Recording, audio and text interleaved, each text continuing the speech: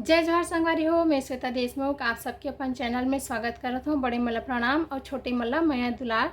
छत्तीसगढ़ की स्वर कोकिला कविता वासनिक जी के मधुर आवाज़ में ओकर नवा गीत आहे मोर किसनहा बेटा और तरुण निषाद के निर्देशन और राकेश देशमुख के संपादन में पूरा होहे। और मोला आप मन ल बतात हुए बहुत खुशी होथे कि मोला मौका मिले है पहली बार अभिनय करे के छत्तीसगढ़ महतारी के रूप में आप मन ला मैं दिखाई हूँ ये गीत में।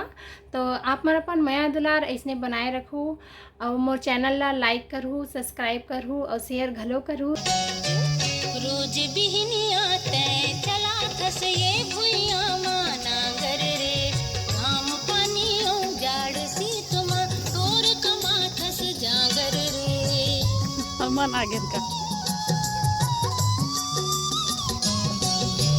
रोज बिहनिया तै चला थस ये भुइया माना गर रे घाम पानी औ जाड़ शीत मा तोर कमा थस जागर रे तक भोजन फिराबे रे तै कमावत जाबे रे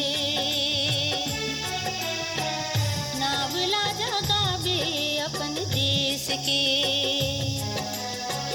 नावला जगाबे अपन देश के मुर्गी सनहा बेटा रे मोर नगरी हा बेटा रे